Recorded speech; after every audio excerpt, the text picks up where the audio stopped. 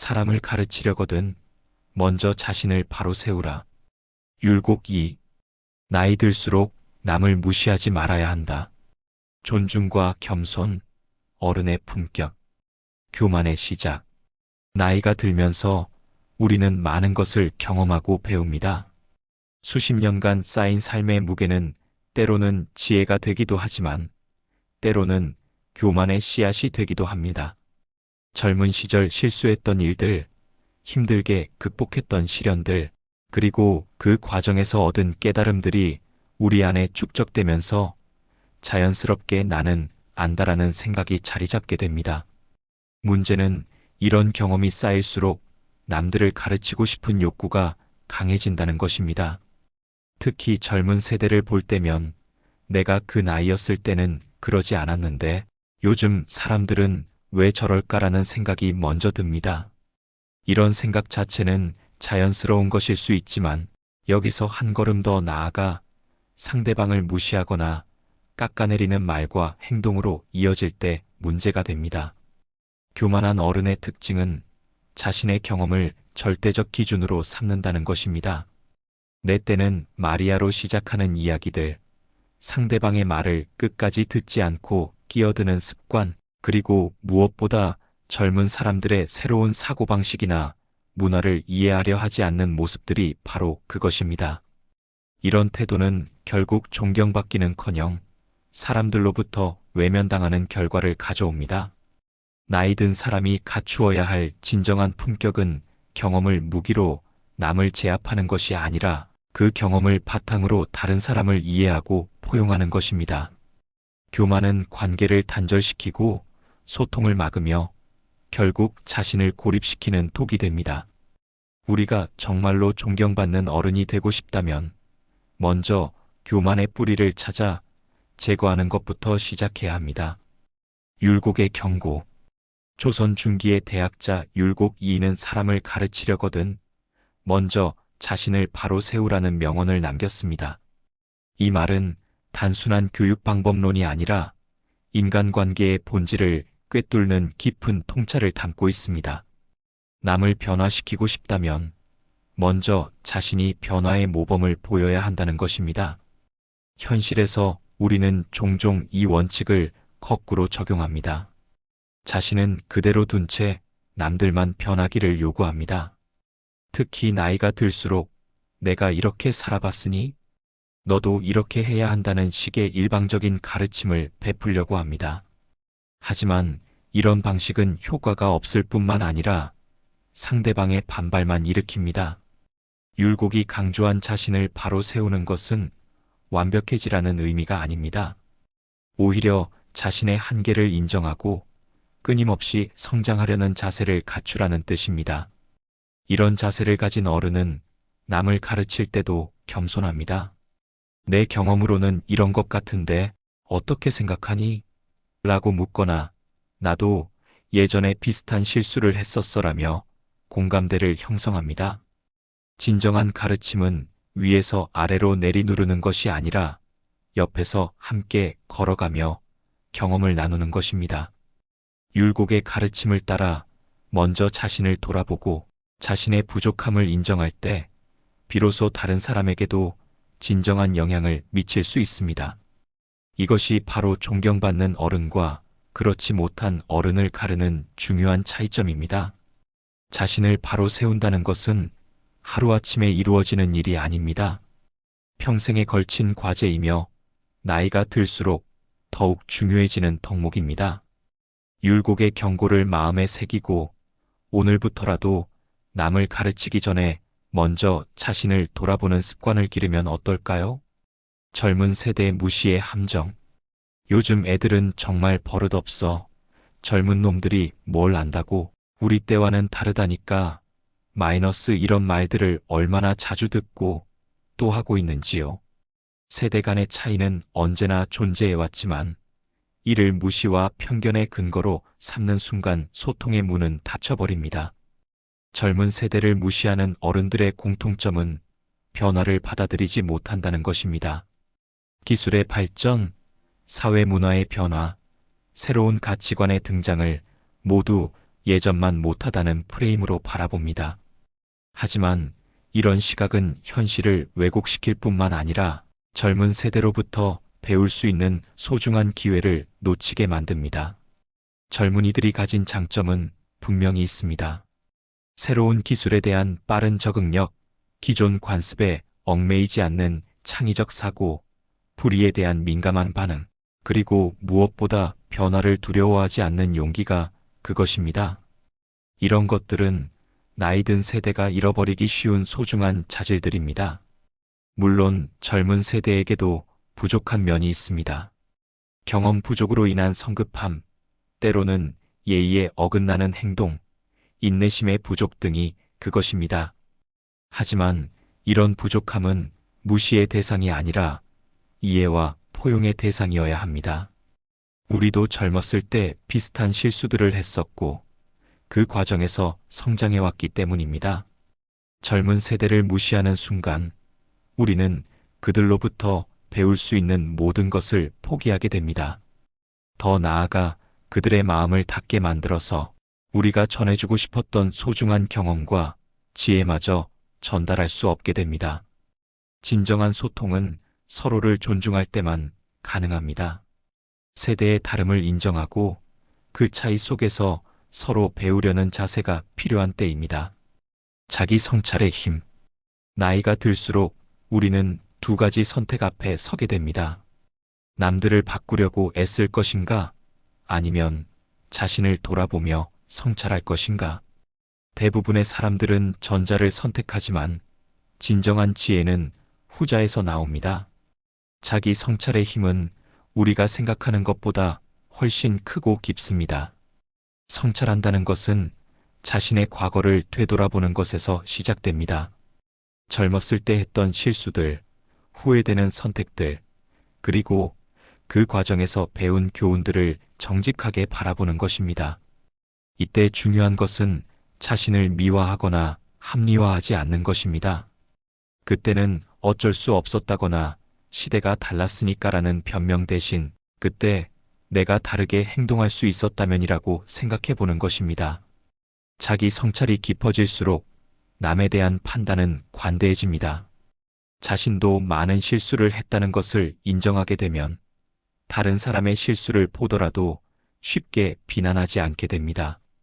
특히 젊은 사람들의 서투름을 볼 때 나도 그랬었지라는 공감이 먼저 생깁니다. 이런 마음가짐은 말로 설교하는 것보다 훨씬 강한 감화력을 갖습니다. 성찰하는 어른의 모습은 주변 사람들에게 깊은 인상을 줍니다. 자신의 부족함을 솔직하게 인정하고 여전히 배우고 성장하려는 모습을 보일 때 사람들은 자연스럽게 존경심을 갖게 됩니다. 저분은 나이가 들어서도 겸손하시다. 항상 자신을 돌아보시는구나라는 평가를 받게 되는 것입니다. 반대로 성찰 없이 남만 탓하는 어른은 점점 고립됩니다. 또 잔소리가 시작됐네. 저분은 자기 생각만 옳다고 생각해라는 반응을 불러일으킵니다. 나이가 들수록 더욱 필요한 것은 남을 고치려는 열정이 아니라 자신을 돌아보는 겸손입니다. 진정한 영향력은 성찰하는 삶에서 나옵니다. 존중 속의 권위. 권위에는 두 종류가 있습니다. 무시와 억압에서 나오는 권위와 존중과 신뢰에서 나오는 권위가 그것입니다. 전자는 두려움을 기반으로 하고 후자는 사랑을 기반으로 합니다. 나이가 든 어른이 갖추어야 할 것은 당연히 후자입니다. 무시에서 나오는 권위는 일시적이고 허약합니다.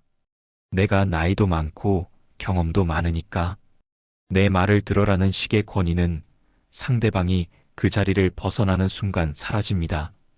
더 심각한 것은 이런 권위는 상대방의 마음을 닫게 만든다는 것입니다.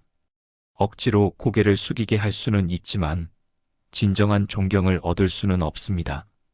반면 존중에서 나오는 권위는 견고하고 오래갑니다. 상대방의 말을 끝까지 들어주고 그들의 입장을 이해하려고 노력하며 다름을 인정하는 어른에게 사람들은 자연스럽게 마음을 엽니다. 저분 말씀이면 들어볼 만하다. 저분은 나를 진정으로 이해해 주신다는 생각을 갖게 됩니다. 진정한 어른의 권위는 명령이 아닌 조언에서, 비판이 아닌 격려에서, 가르침이 아닌 나눔에서 나옵니다. 이렇게 해야 한다고 강요하는 대신 내 경험으로는 이런 방법도 있던데 어떻게 생각하니? 라고 묻습니다. 이런 접근 방식은 상대방의 자존심을 지켜주면서도 필요한 조언을 전달할 수 있게 해줍니다. 존중하는 어른의 특징은 상대방을 독립된 인격체로 대한다는 것입니다. 나이가 적다고 해서 무시하거나 경험이 부족하다고 해서 깔보지 않습니다. 대신 그들만의 고유한 가치와 가능성을 인정하고 그것이 꽃피울 수 있도록 도와줍니다. 이런 어른 곁에서 젊은이들은 더 빨리 성장하고 더 큰 꿈을 꿀 수 있게 됩니다. 권위는 빼앗는 것이 아니라 주어지는 것입니다. 진정한 권위를 원한다면 먼저 존중을 베풀어야 합니다. 그럴 때 자연스럽게 따라오는 신뢰와 존경, 그것이야말로 어른이 가져야 할 진짜 권위입니다. 배우는 어른의 아름다움. 배움에는 끝이 없다는 말이 있습니다. 하지만 나이가 들수록 이 말을 실천하기는 어려워집니다. 젊은 시절에는 모든 것이 새롭고 배울 게 많다고 느꼈지만 나이가 들면서 점차 내가 모르는 게 뭐가 있겠어라는 생각이 자리 잡게 됩니다. 특히 자신보다 나이가 어린 사람들에게서 배운다는 것은 자존심이 상하는 일로 여겨지기도 합니다. 하지만 배우는 어른의 모습은 정말 아름답습니다. 70대 할머니가 손자에게 스마트폰 사용법을 물어보는 모습, 60대 아버지가 딸에게 새로운 요리법을 배우는 모습, 50대 상사가 젊은 직원에게 최신 트렌드를 묻는 모습.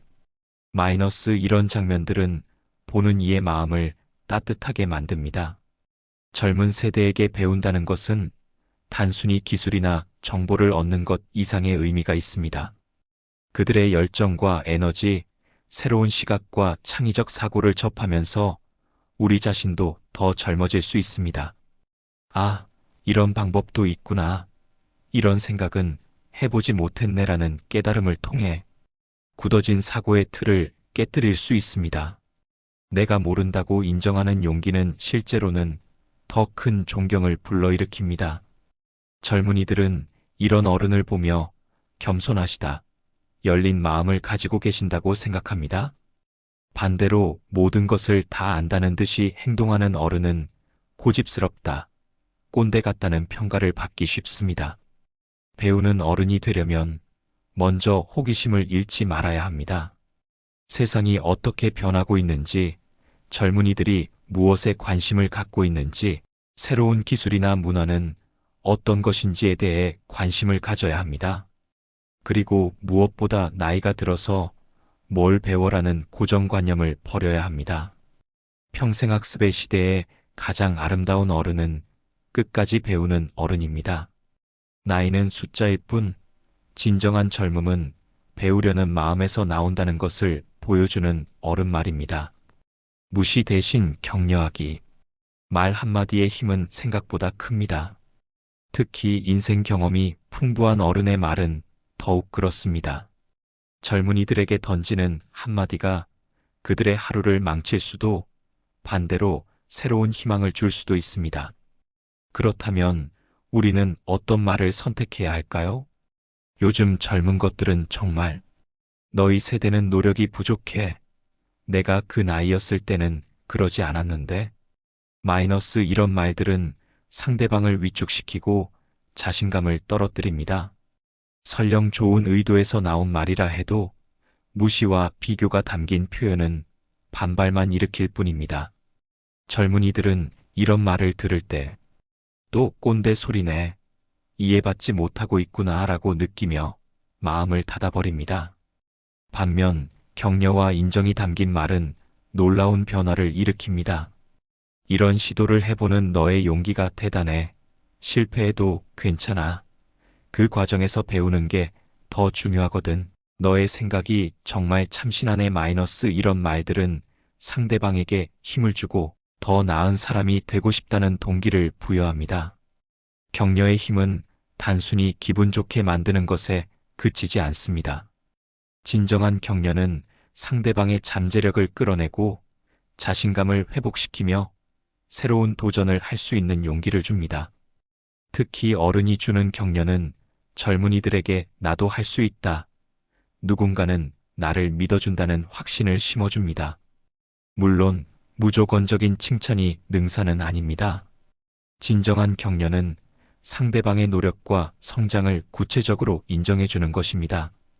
결과는 아쉽지만 그 과정에서 보여준 끈기가 인상적이야. 이번에는 실패했지만 다음에는 분명 더 잘할 거야. 마이너스 이런 식으로 현실을 인정하면서도 희망을 주는 것이 진정한 격려입니다. 나이 든 어른의 말 한마디는 젊은이의 인생을 바꿀 수 있습니다.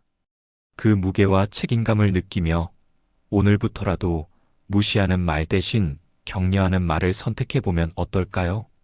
그 작은 변화가 세상을 더 따뜻하게 만들 것입니다.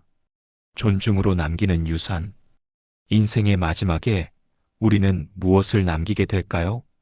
재산, 명예, 권력 마이너스 이런 것들도 분명 의미가 있지만 가장 소중한 유산은 따로 있습니다. 바로 사람들의 기억 속에 남는 우리의 모습입니다.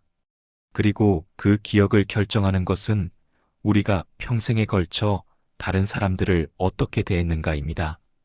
저분은 항상 나를 존중해 주셨다. 저분 덕분에 내가 지금의 나를 만들 수 있었다. 저분과의 만남이 내 인생을 바꿔놓았다. 마이너스 이런 기억을 남길 수 있다면 그보다 더 큰 유산이 어디 있을까요? 이런 기억은 돈으로 살 수도 없고 하루아침에 만들어지는 것도 아닙니다. 오직 평생에 걸친 꾸준한 존중과 배려에서만 나올 수 있습니다. 존중으로 남기는 유산의 특별함은 그것이 계속 전해진다는 데 있습니다. 한 사람이 다른 사람에게 받은 존중과 사랑은 다시 다른 사람에게 전해집니다. 나도 예전에 어떤 분께 이런 따뜻함을 받았었지라며 그 마음을 다른 사람에게 전하게 되는 것입니다. 이렇게 해서 한 사람의 존중은 세대를 거쳐 수많은 사람들에게 영향을 미치게 됩니다. 반대로 무시와 냉대로 기억되는 사람도 있습니다. 그분은 항상 나를 무시했다. 나이 들면 저렇게 되기 싫다. 저런 어른은 되지 말자. 마이너스 이런 기억을 남기는 것은 얼마나 안타까운 일인지요. 아무리 많은 재산을 남겨도 이런 기억 앞에서는 모든 것이 무의미해집니다. 존중하는 어른이 되는 것은 특별한 재능이나 큰 노력이 필요한 일이 아닙니다. 다른 사람의 말을 끝까지 들어주고 그들의 입장을 이해하려고 노력하며 나이나 경험의 차이를 무기로 사용하지 않는 것만으로도 충분합니다. 작은 관심과 따뜻한 말 한마디, 진심 어린 격려와 인정. 마이너스 이런 것들이 모여서 존중하는 어른의 모습을 만들어갑니다. 지금이라도 늦지 않았습니다. 오늘부터라도 주변 사람들을 더욱 존중하고 배려한다면 우리도 사람들의 기억 속에 따뜻한 어른으로 남을 수 있습니다. 그리고 그것이야말로 우리가 세상에 남길 수 있는 가장 아름다운 유산이 될 것입니다. 존중으로 남기는 유산, 그것은 영원히 사라지지 않는 진정한 보물입니다.